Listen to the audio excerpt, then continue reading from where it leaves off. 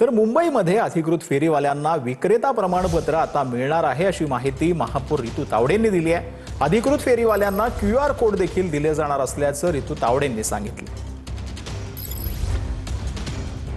Peach licence असलेले official hawkers आहेत, मग त्यांचं पुढे काय, तर त्याच्यामध्येही अध्यक्ष महोदयांना मी तेच सांगत होते की हा तुमचाच मुद्दा आहे की त्या ठिकाणी अर्थसंकल्पामध्येही ती तरतूद केलेली आहे आणि त्यांना येणाऱ्या काळात जे ऑफिशियल हॉकर्स आहेत त्यांना विक्रेता प्रमाणपत्र आणि त्यांच्या गळ्यामध्ये जो ID कार्ड असणार त्याच्यावरती QR कोड असणार। त्या QR कोडमध्ये जर QR केल्यानंतर ऑफिशियल हॉकर्स जो आहे त्याचं नाव, त्याचा पत्ता, त्याचा आधार कार्ड, त्याचं विक्रेता प्रमाणपत्र, त्याचं पॅन कार्ड असा इत्थंभूत असलेली पूर्ण माहिती त्याच्या QR मध्ये असणार।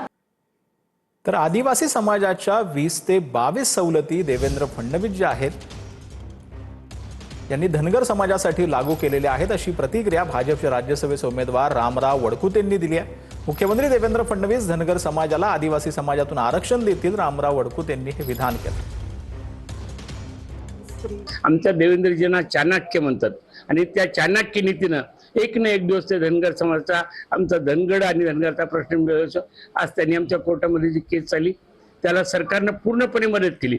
जो ॲफिडेविट आम्हाला लागतो या राज्यात एकही धनगड नाही तो त्यांनी दिला। म्हणजे आमचं काम जवळपास 50% त्यांनी ऑलरेडी कोर्टाचं सुद्धा केलं आणि त्यांची सुद्धा इच्छा आहे की बाबासाहेब आंबेडकरांनी जी घटना लिहिली त्या घटनेमध्ये यांचं आदिवासी आहे ते यांना मिळालं पाहिजेत असं धोरण माननीय देवेंद्रजी असतील, भाजपचे जे कोर ग्रुप आहे, भाजपची सर्व लोकांना समान संधी देण्याची जी आहे, आदिवासीचा धक्का न लागता ते मार्ग काढतील याची मला खात्री आहे।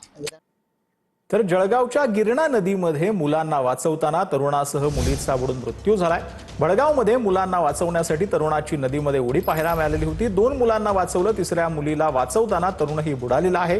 नदीपात्रातील अवैध वाळू उपशामुळे तयार झालेल्या खोल खड्ड्यांमुळे दुर्घटनेचा आरोप जो आहे तो केला जातो।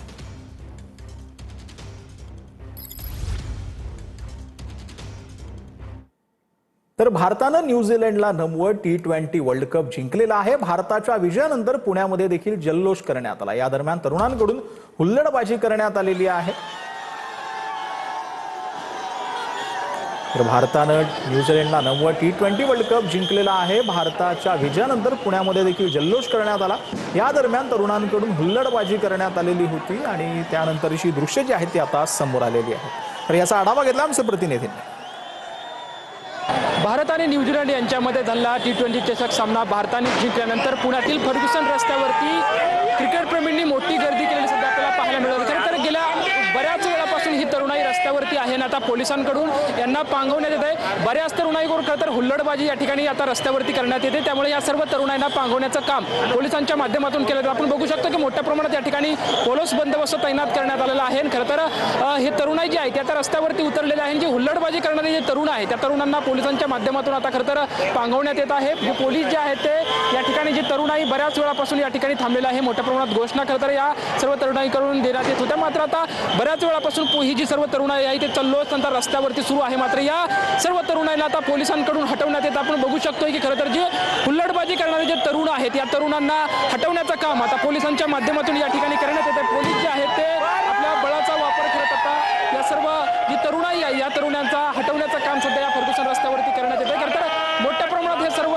तरुण जे आहेत ते रस्त्यावरती उतरलेले आहेत आणि भारत माताच्या घोषणा ज्या आहेत या ठिकाणी देण्यात येत आहेत। मात्र गेल्या बऱ्याच वेळापासून ही तरुणाई जी आहे ते मोठ्या प्रमाणात रस्त्यावरती उतरलेली आपल्याला पाहायला मिळते। त्या तरुणाईंना रस्त्यावर हटवण्याचं काम जे आहे ते पोलिसांच्या माध्यमातून या ठिकाणी करण्यात येत आहे। कॅमेरामॅन विशाल रायपुरेसोबत लक्ष्मण जाधव, TVN मराठी।